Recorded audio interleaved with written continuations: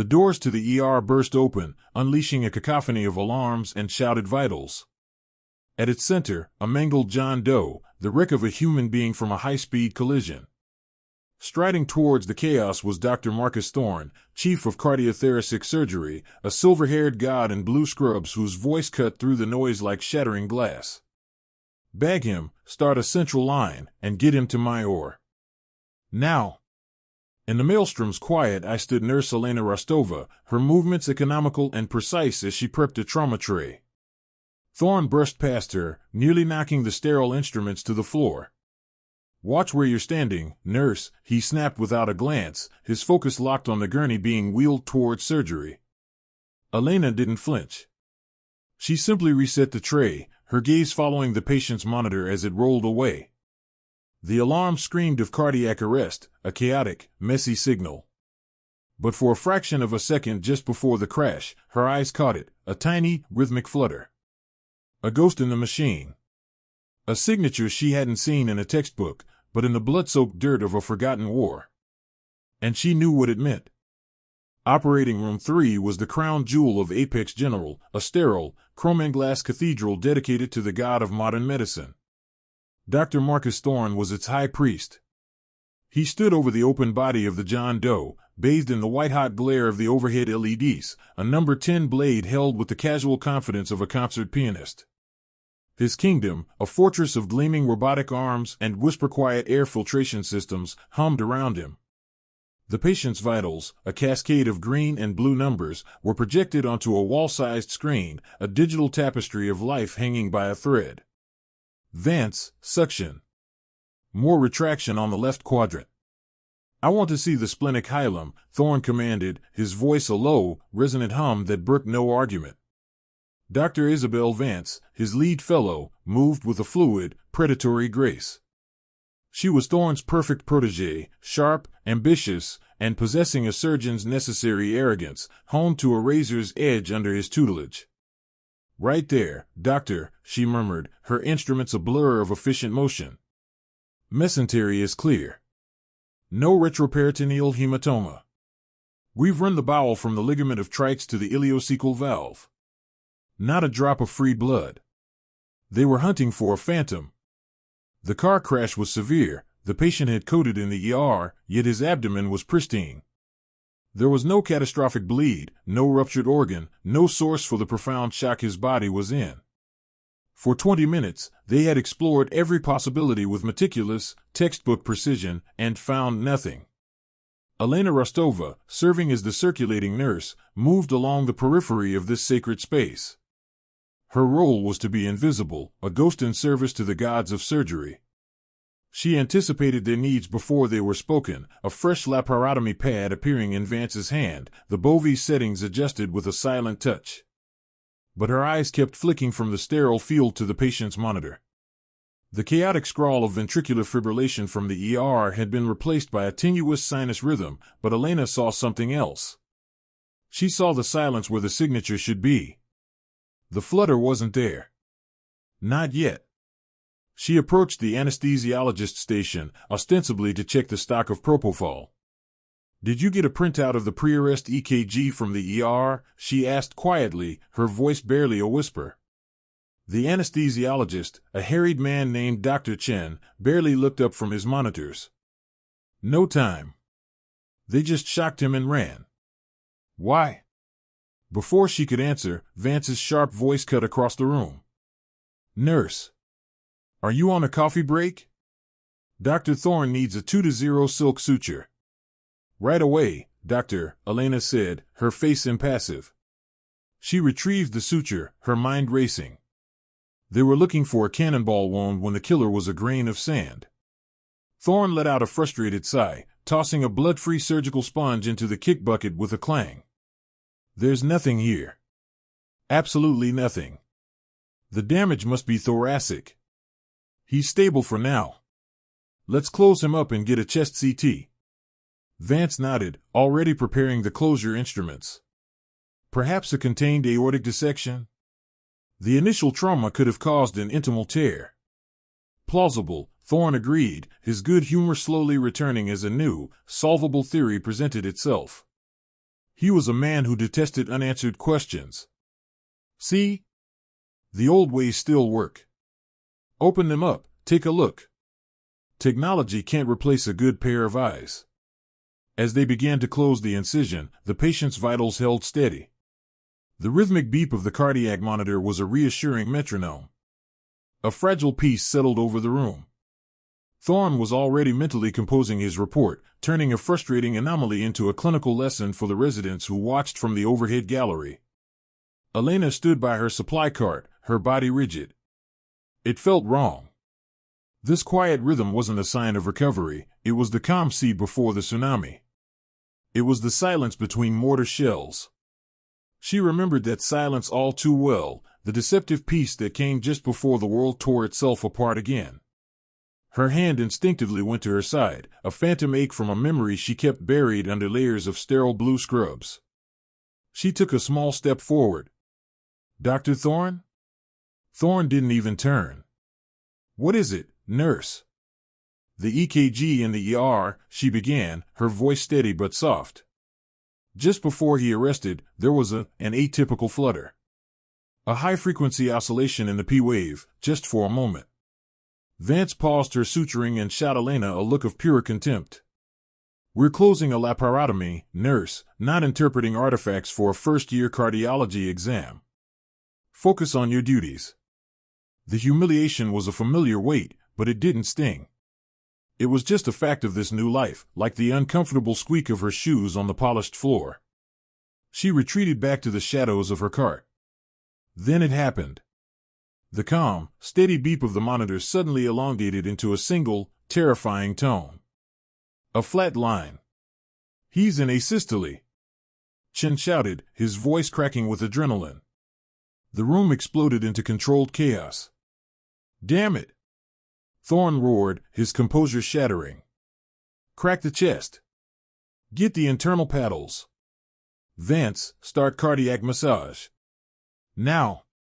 Move." Vance's hands, which moments before were deftly stitching skin, were now pressing hard and fast on the man's sternum, a desperate, human pump. Another nurse shoved a crash cart into the room. Elena's eyes, however, were locked on the monitor. And there, in the last fraction of a second before the line went flat, she saw it again. A fleeting, almost invisible shiver in the electronic signal. It was no artifact. It was a fingerprint. "Charge to 200. Thorne yelled. "Clear." The patient's body jolted on the table. The flat line on the monitor blipped, wavered, and then settled back into a weak, unsteady rhythm. He was back, but barely. A collective sigh of relief filled the room, thick and heavy. But as the adrenaline receded, a cold, creeping dread took its place. They had saved him, but they were no closer to knowing what was trying to kill him. The ghost was still in the machine. Thorne stared at the unstable rhythm on the screen, his face a mask of fury and disbelief. He, Marcus Thorne, had been beaten. Twice. He looked at the pristine, now closed abdomen, then at the erratic numbers on the wall. It made no sense. He turned, his eyes sweeping the room, looking for something to blame, a flaw in the system, a crack in his perfect kingdom. His gaze passed over Elena without a flicker of recognition. She stood perfectly still, the suture packet he had called for still clutched in her hand, a forgotten request from a world that had existed only moments before. She knew now. It wasn't a guess. It was a certainty born in the dirt and diesel of a field hospital a world away. And she knew that if she didn't speak up again, the man on her table was going to die. The fragile peace in the operating room lasted precisely 9 minutes. It was an artificial quiet, thick with the hum of the ventilator and the sterile tang of betadine. Dr. Thorne stripped his bloody outer gloves, tossing them into a biohazard bin with a contemptuous flick of the wrist. He paced the perimeter of the sterile field, a caged predator denied its kill. "It's not a bleed," he declared, the statement aimed at the room but intended for himself, an attempt to wrestle the narrative back under his control. "We've looked everywhere. The belly is clean. The retroperitoneum is dry. There's no sign of a ruptured aorta." Dr. Vance, ever the attentive fellow, nodded vigorously. Could it be cardiac? A massive myocardial contusion from the steering wheel? A bruised heart muscle can cause profound cardiogenic shock, arrhythmias. Thorne seized the theory like a life raft. It was elegant. It fit the trauma. Most importantly, it was a diagnosis that could be managed with technology and pharmacology, his preferred weapons. Yes. That's it. The impact must have stunned the myocardium. He's throwing PVCs that degenerate into VTach, then arrest. We were looking in the wrong place. He radiated a renewed, almost manic confidence. Give me a TEE probe. Let's look at the wall motion. And someone push 50 of metoprolol. We need to slow that rate down, reduce the myocardial oxygen demand. An anesthesiologist voiced a cautious objection. His pressure is already soft, doctor. A beta blocker might bottom him out completely. Then have the pressors ready. Thorne snapped. We're treating the cause, not just the symptoms. It was in that moment, as a circulating nurse moved to retrieve the medication, that Thorne finally remembered the suture. He turned, his eyes landing on Elena for the first time as a person and not just a pair of hands. Nurse, that suture I asked for 10 minutes ago? Elena started, breaking from her intense focus on the cardiac monitor. She stepped forward, extending the sterile packet. Her movements were fluid, economical. Here, doctor.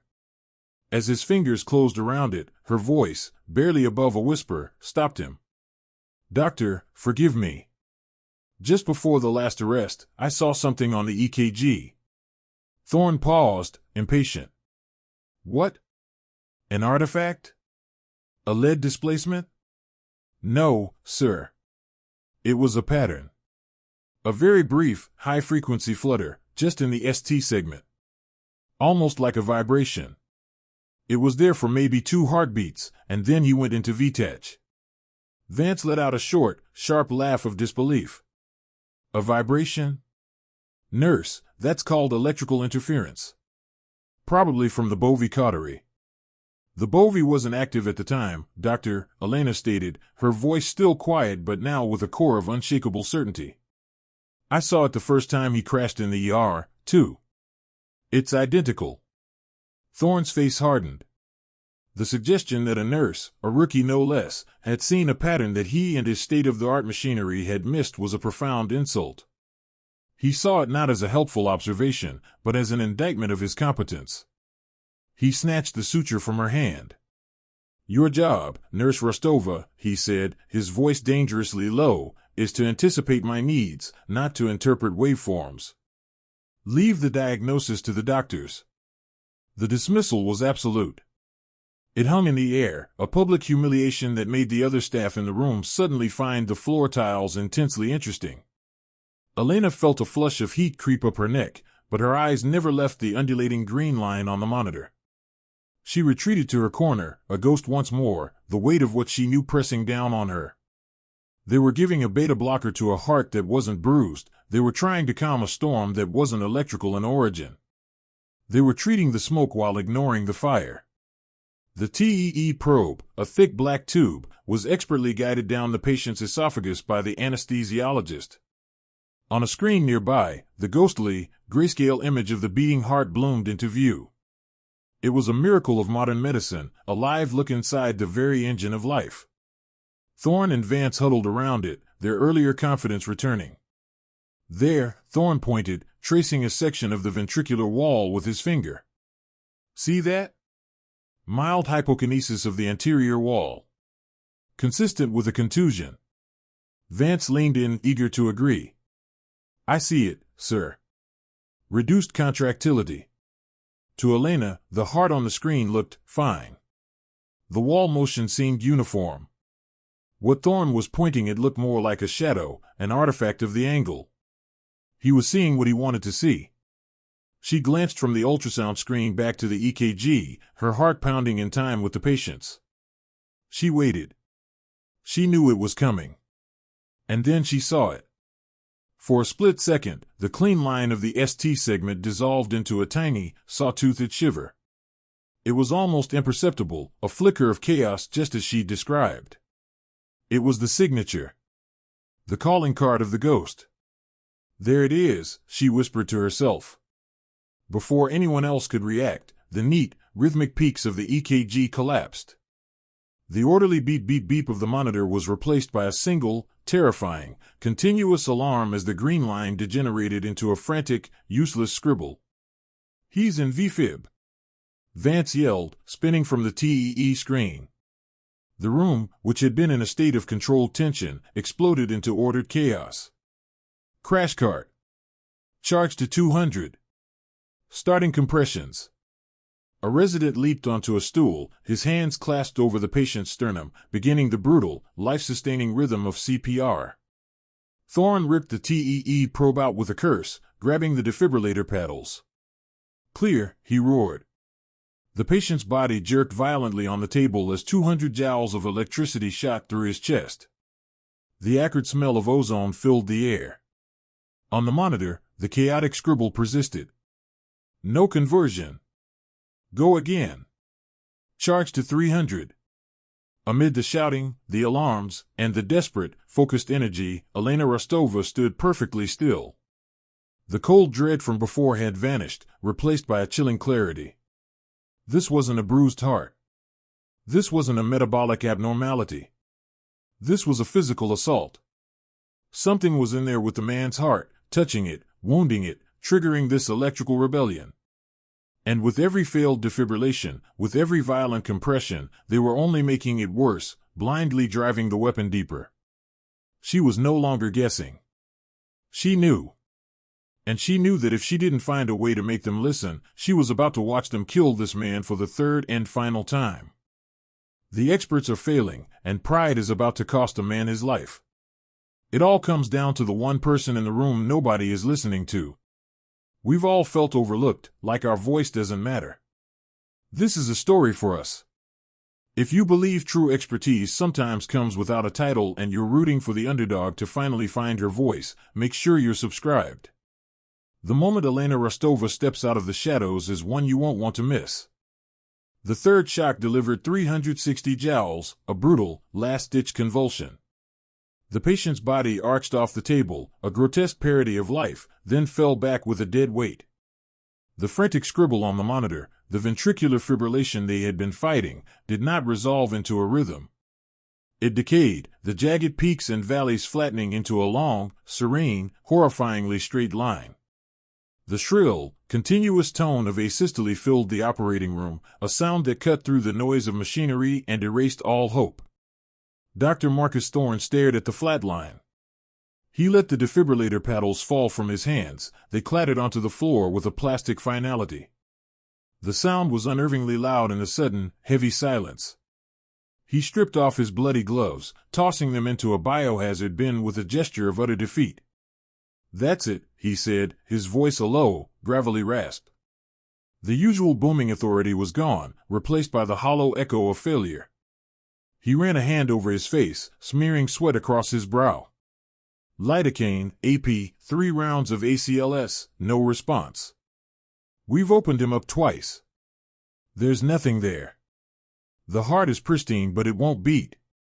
He turned to the anesthesiologist, a man with 20 years of experience who now just shook his head slowly, his eyes fixed on his own silent monitors. "There's nothing more we can do," Thorne declared, a pronouncement that hung in the chilled air like a death sentence.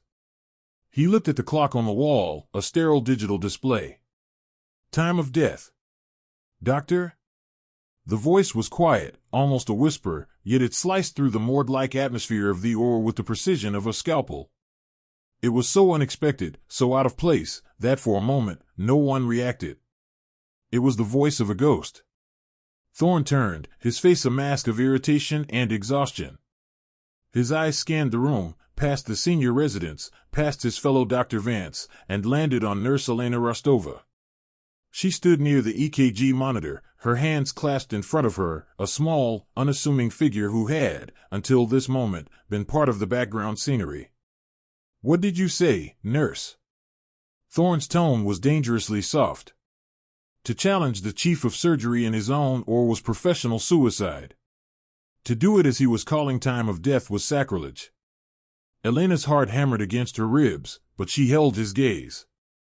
The ghosts of 1,000 other desperate moments, and field hospitals smelling of mud and antiseptic, gave her a strength she didn't know she still possessed. "Doctor," she repeated, her voice clearer now, steadier. "Can I suggest something?" Dr. Vance, who had been cleaning an instrument with furious, frustrated energy, let out a short, incredulous laugh. "Suggest something? Nurse, we just spent 3 hours with our hands inside this man's chest. The chief of cardiothoracic surgery just said it's over. I don't think we need a suggestion from the nursing staff." The insult was meant to silence her, to put her back in her place. It didn't. "It's not a bleed," Elena said, her words directed only at Thorne, ignoring Vance completely. "That's why you can't find it. His heart isn't failing because of a global insult or a coronary blockage. It's being attacked." Thorne's eyebrows knitted together. "Attacked? By what? We've run every scan imaginable. His pericardium is clear." "The scans would miss it," Elena pressed on, taking a half step forward, violating the unspoken boundary between the core surgical team and the support staff. "It's too small. It's a fragment. A piece of microshrapnel, most likely. It's floating free in the pericardial fluid." A murmur went through the room. Vance rolled her eyes. "Oh, for God's sake. A magic bullet? This isn't a war zone, nurse. It's a car crash on the interstate." "A car crash can remobilize an old injury," Elena retorted, her voice gaining an edge of authority that surprised everyone, including herself. "It's called ballistic microtrauma. A tiny, dense metallic fragment can lie dormant for years, walled off by tissue. A significant jolt, like a high-speed collision, can break it free. It gets into the pericardial sac and becomes a wandering missile. It's weightless in the fluid. It drifts. Every so often, it just touches the myocardium, specifically the sinoatrial node or the right atrium. It doesn't puncture it, it just nicks it. A tiny mechanical irritation that's enough to trigger catastrophic VFib. Then it floats away. The heart resets. Until it touches it again." She pointed a steady finger at the EKG monitor, which still showed the patient's grim, flat line. "That flutter I saw, just before each arrest. It wasn't a PVC. It wasn't a pack. It was a signature. The machine was reading the electrical chaos of a physical object scraping across the heart's most sensitive conductive tissue." The oar was utterly silent now. The theory was outlandish, a relic from another era of medicine. It was battlefield surgery, something you'd read about in a dusty textbook from the Vietnam War.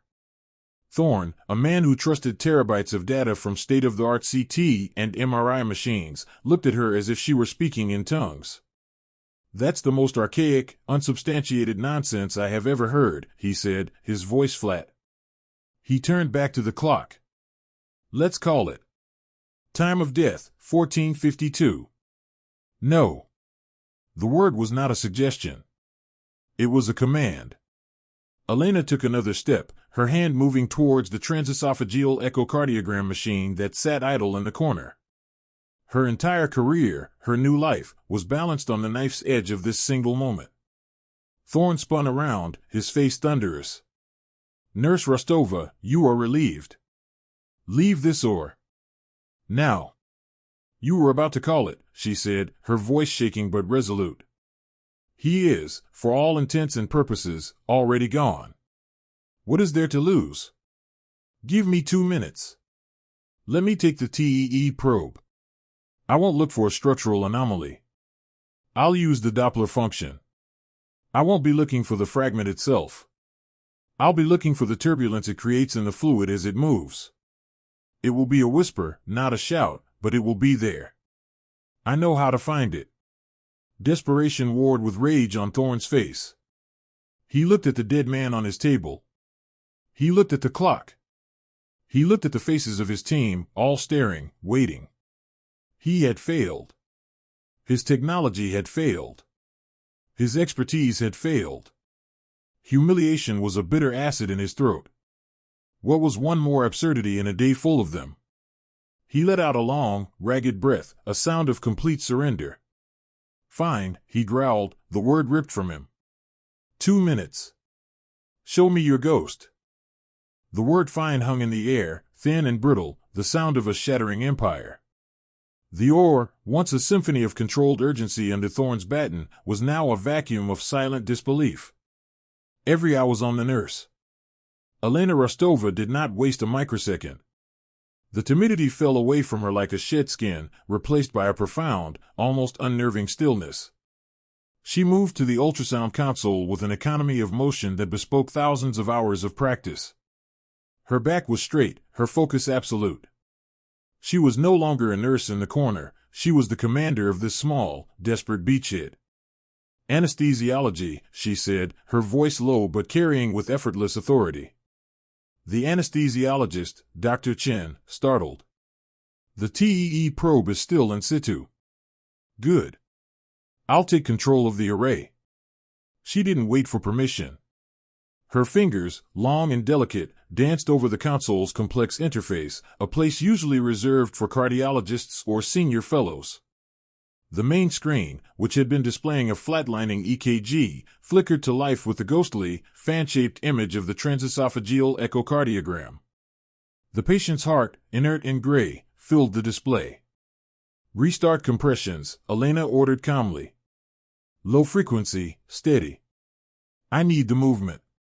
The resident who had been standing by, looking to Thorne for guidance, now looked at Elena. Thorne gave a barely perceptible nod, his face a mask of stone. The resident resumed CPR, and the heart on the screen began to jiggle with the rhythmic, artificial beat. Dr. Vance stepped forward, her arms crossed, radiating contempt. "What exactly are we looking for, nurse? A miracle? We've done 3 comprehensive echoes. There are no vegetations, no effusions, no structural defects. The pericardium is clean." "You were looking for a mountain," Elena replied without taking her eyes off the screen. "I am looking for the wind it creates." Her right hand rested on the trackball, the other on the bank of soft keys. "Color Doppler on. Set pulse repetition frequency to maximum, wall filter high. We'll start with a mid-esophageal 4-chamber view." The image bloomed with color. The vast chambers of the heart, forced to pump by the compressions, showed jets of brilliant red and blue as blood moved through the valves. It was a standard, if artificially induced, picture of cardiac flow. "See? Nothing," Vance sneered. "Just textbook hemodynamics." "We are not looking at the hemodynamics inside the heart, Doctor," Elena said, her tone patient, like a teacher correcting a promising but impetuous student. "We are looking outside. In the pericardial space. The fluid there should be black. A void. No flow, no color." Her thumb feathered the trackball, minutely adjusting the angle of the ultrasound beam. She guided the view past the left ventricle, up towards the mitral valve, her eyes scanning the razor-thin, black line of the pericardial sac that encased the organ. It was a search of microscopic precision. The seconds ticked by. The only sounds were the soft beep of the non-responsive EKG, the rhythmic pump of the resident's compressions, and the low hum of the machines. "This is a waste of time," Vance hissed, glancing at Thorne. "Her 2 minutes are almost up." Thorne didn't answer. He was watching Elena's hands. He had seen thousands of clinicians use an ultrasound machine. They were technicians. They followed protocols, acquired standard views, took measurements. Elena was not a technician. She was a virtuoso. Her connection to the machine was fluid, intuitive. She wasn't just looking at an image, she was palpating the heart with sound waves, feeling for something that had no business being there. "Mid-esophageal 2-chamber," Elena murmured to herself, twisting the control knob. The image on the screen reformed, showing a different cross-section of the heart. Again, she scanned the periphery, the dark, silent space around the muscle. Nothing. 30 seconds, Vance warned. Elena ignored her. Her focus narrowed until the entire world was the 12-inch monitor in front of her. She guided the probe's view higher, towards the top of the heart, the great vessels. She was mapping the terrain, building a three-dimensional image in her mind. She swept past the left atrial appendage, then angled the beam down towards the right atrium. And then she stopped. "Wait," she breathed. Vance rolled her eyes. "Wait for what? The patient to get any deader?" But Thorne silenced her with a raised hand. He took a single step closer to the monitor. He saw it, too. It wasn't obvious. It wasn't even clear. But in the sea of absolute black in the pericardial space, just superior to the right atrium, there was a flicker. A single, aberrant pixel that flashed from red to blue for a fraction of a second. A ghost. "There," Elena whispered, her voice a thread of steel. Her fingers flew across the keyboard. "Decrease the PRF. I need to see lower velocities. Drop the wall filter. Increase color gain to just below the noise threshold." The screen repainted. The colors inside the heart became oversaturated, a psychedelic mess. But outside, in the black void of the pericardial sac, the ghost took form. It wasn't an object. It was a disturbance. A tiny, swirling vortex of color, no bigger than a grain of rice, flaring into existence for a single heartbeat before vanishing, then reappearing on the next artificial pump. It was a miniature galaxy of chaos in the silent vacuum of space, a whisper of turbulence where there should have been absolute peace. "My God," Dr. Chen, the anesthesiologist, whispered from behind his station. Vance's jaw went slack. She leaned in, her eyes wide, staring at the screen. She had been looking for a tear, a bleed, a rupture, a shout. She had never even considered listening for a whisper.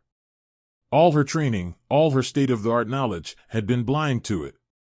Elena's left hand shot out, not looking away from the screen. Scalpel. And a pericardial aspiration needle kit. Now. Her gaze was locked on the swirling colors.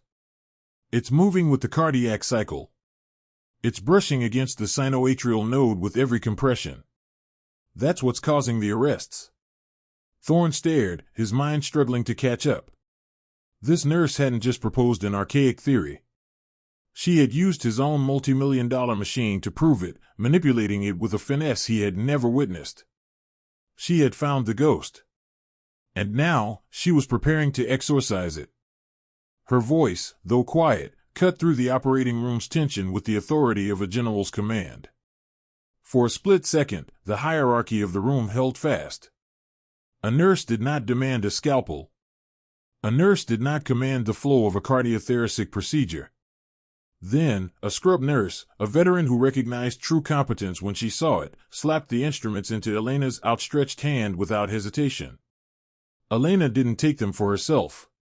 She turned, her eyes still locked on the ultrasound screen, and offered the kit to Dr. Vance. "You will perform the pericardiocentesis," Elena stated, her tone leaving no room for argument. "I will guide you. Subxiphoid approach. The fluid pocket is minimal, so your margin for error is non-existent." Vance stared at the offered instruments, then at Elena. A storm of emotions crossed her face, indignation, disbelief, and finally, a grudging, desperate acceptance. The evidence was undeniable, a swirling vortex of color on a screen that had been black and white to her just moments before. She was the fellow, she had the sanctioned skill, but this quiet nurse held the map to a country Vance didn't even know existed. Swallowing her pride, which tasted like ash, she took the needle kit. "Talk me through it," Vance said, her voice tight. "I am," Elena replied, her focus absolute.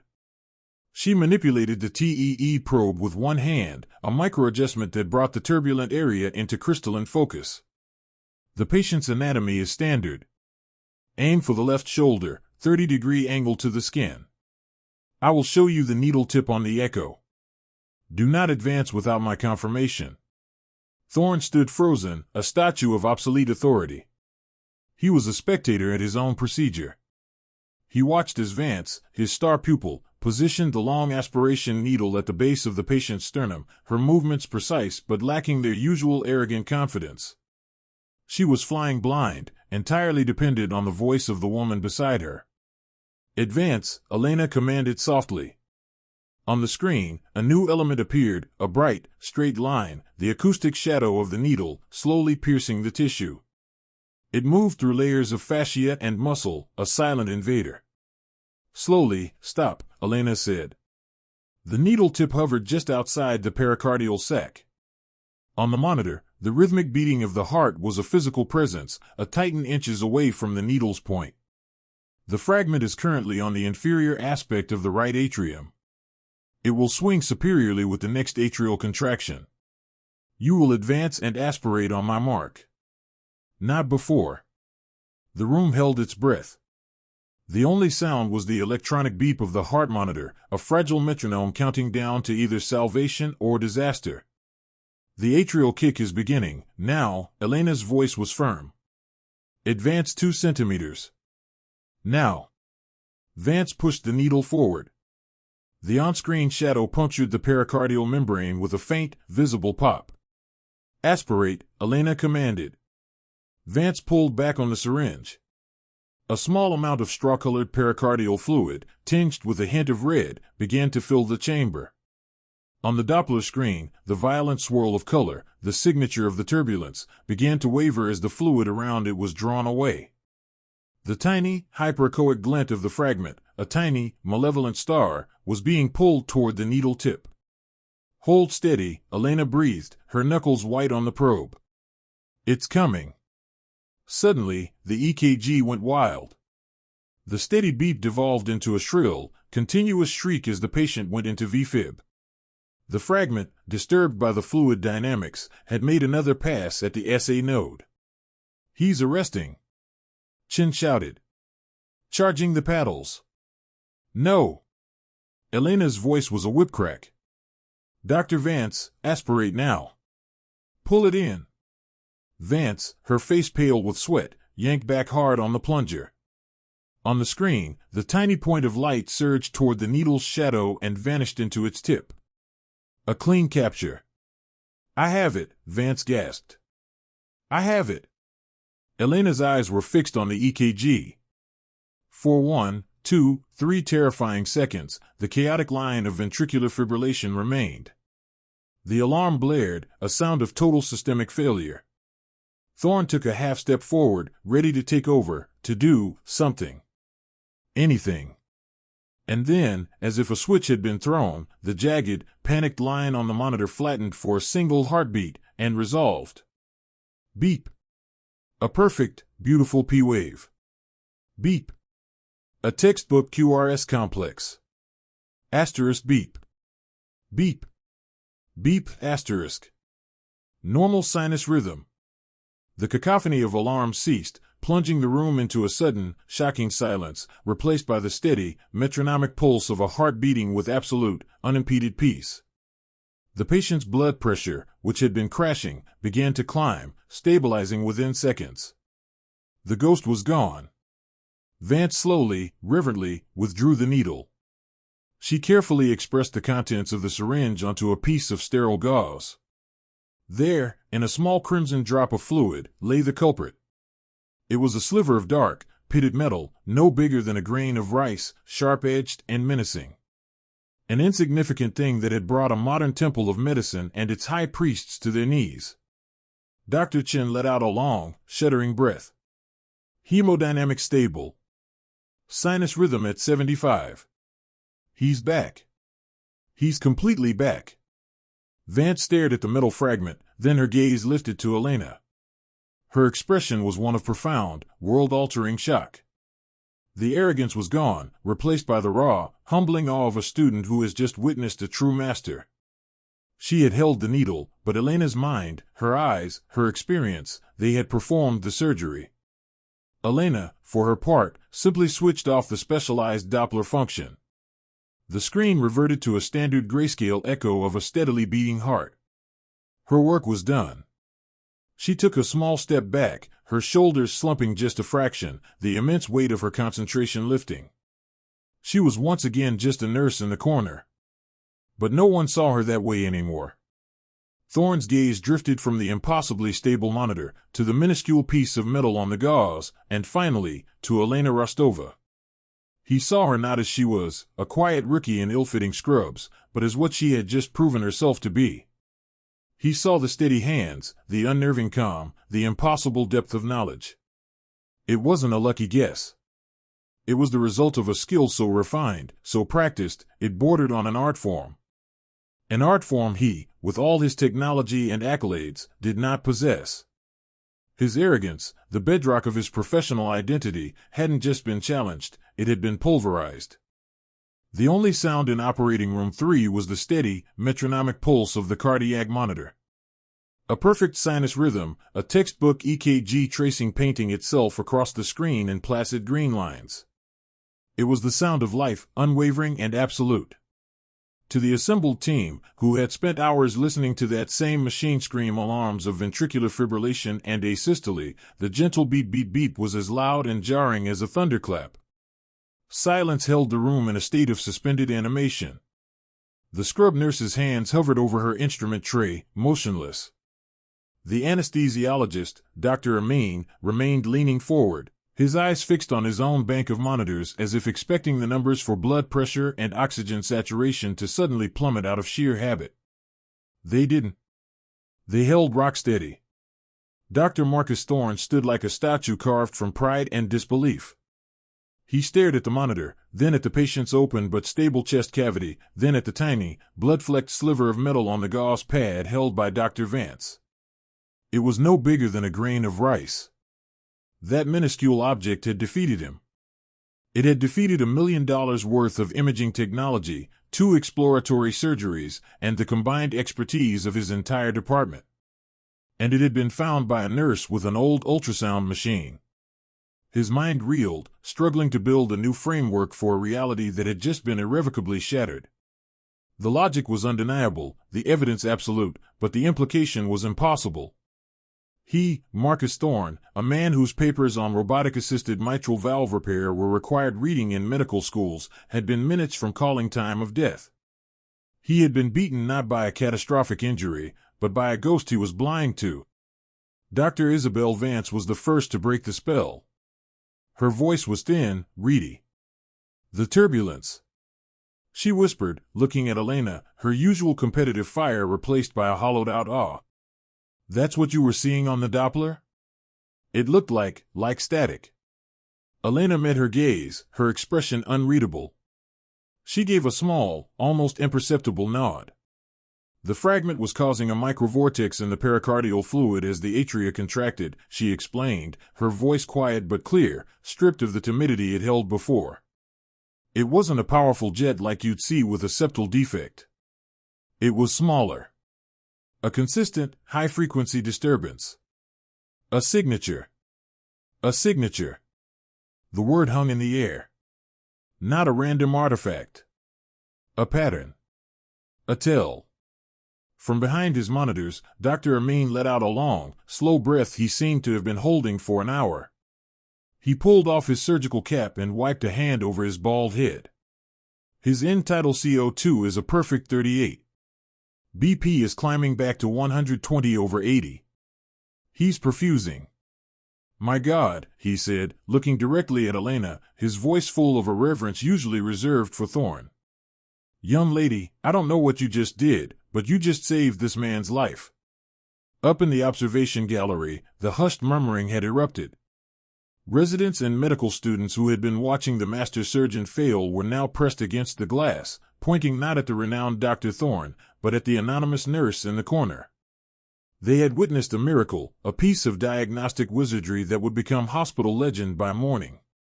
They had seen the established order of their universe, the rigid hierarchy of surgeon, fellow, resident, nurse, invert itself in the space of 5 minutes. Thorne finally moved. He took 2 stiff steps toward Elena, his eyes boring into her. The entire room held its breath. Was this the explosion? The final, humiliating lashing out of a titan who had been toppled? That technique, Thorne's voice was a low growl, stripped of its usual booming confidence. It was tight, controlled, dangerous. That is not a nursing skill. That is not even a standard cardiology skill. That is a hyper-specialized application of Doppler physics I have only ever read about in military medical journals. Where did you learn it? Elena didn't flinch. She looked down at her hands for a moment, as if suddenly remembering they were there. When she looked up, the mask of the unassuming nurse was gone, replaced by a deep, profound weariness that seemed impossibly old for her young face. In the field, doctor, she said softly. Where I'm from, the enemy didn't use clean, factory-milled bullets. They used repurposed munitions. Artillery shells packed with scrap. Old nails, ball bearings, bits of engine block. The wounds were complex. A collective understanding, cold and horrifying, washed over the room. Vance's face went pale as she connected the dots. The wandering fragment. The expertise in ballistic microtrauma. Elena continued, her voice a monotone of memory. We never had a CT scanner. An MRI was a dream. For a chest wound like this, we had a portable ultrasound in 12 minutes before the patient bled out in the dirt. We learned to see with sound because it was all we had. We learned to map turbulence because shrapnel doesn't stay where it lands. You learn, or your patients die. So, we learned. There was no pride in her voice. No, I told you so. There was only the flat, grim statement of a survivor. She wasn't a rookie who got lucky, she was a veteran who had been forged in a crucible of trauma Thorne couldn't even imagine. The ore at Apex General was a sterile, controlled palace compared to the battlefield she was describing. Her humility wasn't a personality trait, it was a scar. Thorne stared at her, the last vestiges of his arrogance crumbling to dust. He saw it all now, the unnatural calm in the face of chaos, the economy of movement, the way her hands, even when just pushing a gurney, were impossibly steady. These weren't the attributes of a novice. They were the hallmarks of a master. A master who had been hiding in plain sight. He turned away from her, his authority returning but fundamentally changed. Dr. Vance, he commanded, his voice now crisp and professional, all emotion purged. Let's get a drain in, and then you can close. Let's get him to the cricu. The team snapped back into action, the familiar rhythm of a closing procedure a comforting balm after the tension. But as they worked, their eyes kept flicking over to Elena. She, for her part, did not bask in the moment. She didn't watch them with an expert's critique. The surgeon was gone again, and the nurse had returned. She quietly retrieved the used ultrasound probe, wiped it down with a practiced efficiency, and coiled its cable. She checked the patient's 4 lines, ensuring they were clear and running. She was simply doing her job, melting back into the background she had so spectacularly emerged from. Her work was done. The patient was alive. For Elena Rostova, that was the only validation that mattered. The silence that descended upon the OR after the patient stabilized was heavier than the chaos that had preceded it. It was a vacuum filled with the ghost of a near failure. Dr. Thorne, standing over the open but no longer critical patient, felt the cold weight of his own limitations for the first time in years. He had built a career, a department, an entire reputation on the infallibility of technology and protocol. He had CTs that could map a body to the micron, robotic arms with sub-millimeter precision, and blood panels that could predict a crisis hours in advance. Yet, he had been defeated by a phantom, a whisper on a screen that only one person had been able to hear. An hour later, the John Doe, now identified as a 52-year-old accountant named David Miller, was stable in the cricu. A single chest tube drained the last of the pericardial fluid, and his vitals, once a frantic seismograph of impending death, were now a monotonous, beautiful rhythm on the monitor. Dr. Vance oversaw his postoperative care, her movements precise but lacking their usual arrogant swagger. She had been humbled, but in a different way than Thorne. For her, it was a technical lesson. She had witnessed a diagnostic technique she'd only read about in textbooks on battlefield medicine, dismissed as obsolete. Her world of algorithms and imaging had been proven incomplete. As she checked Miller's drain output, she felt a grudging respect curdle with the bitter taste of being so thoroughly outmaneuvered. Her path to the top, once a straight, shining line, now had a formidable, unexpected obstacle. Thorne was not on the floor. He was in his glass-walled office, the city lights of the metropolis glittering below him like a field of scattered diamonds. He hadn't looked at the view. His world had shrunk to the glowing monitor on his desk. He had pulled up the hospital's human resources file for Nurse Elena Rostova. The initial data was sparse, almost intentionally blank. RN certification, passed with top marks. Immigration status confirmed. Previous employment, a small, free clinic in a refugee resettlement zone. No commendations, no red flags. A ghost. But Thorne, with his chief of department clearance, dug deeper, accessing the sealed, translated documents from her visa application. And there it was. The screen filled with a different life. A curriculum vitae that made his own prestigious career look like a high school science fair project. Asterisk Elena Rostova, MD, PhD, Chief of Trauma Surgery, National Military Hospital. Head of Triage, Sector 7 Field Hospital, asterisk there were citations for published papers on ballistic microtrauma and delayed cardiac events. A list of honors followed, culminating in a scanned, grainy photograph of a much younger Elena, her face weary but resolute, being pinned with her country's highest civilian award for valor, the Order of Courage, for performing 36 hours of continuous surgery during a siege. He leaned back, the leather of his chair groaning in the quiet office. The unassuming nurse who checked 4 drips and spoke in whispers was, by any objective measure, one of the most experienced trauma surgeons he had ever metaphorically encountered. She hadn't been a nurse suggesting a wild theory, she had been an expert rendering a diagnosis. He had dismissed a world authority as a novice. The sheer, gut-wrenching depth of his hubris was a physical weight in his chest. He hadn't just been wrong, he had been blind, deaf, and stupid. He found her 2 hours later, at the end of her shift. The cuckoo was quiet. David Miller's wife was asleep in a chair by his bedside, holding his hand. Elena was at the central nursing station, finishing her charting. Her posture was tired, the slump of a long and difficult day. She looked up as his expensive Italian shoes stopped before her desk. Nurse Rostova, Thorne said. The title felt absurd on his tongue.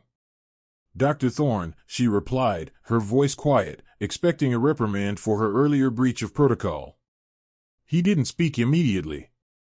He just looked at her hands, the hands that had so confidently wielded the ultrasound probe.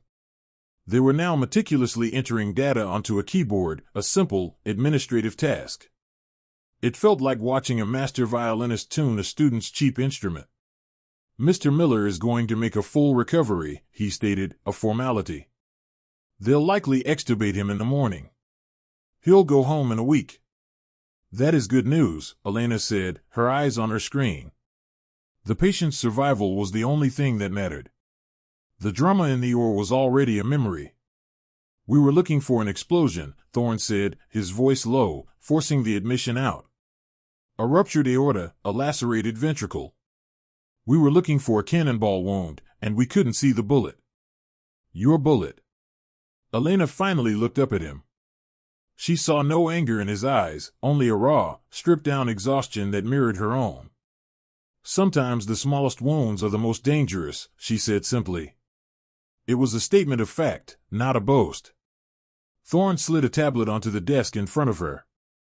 On the screen was her own file, the picture of her receiving the medal. Her past, laid bare.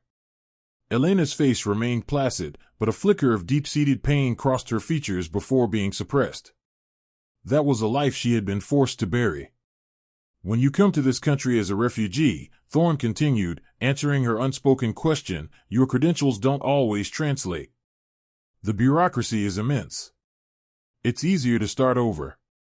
To recertify as a nurse than to fight for years to prove you were once a surgeon. He paused. It's a broken system. He looked from the tablet back to her.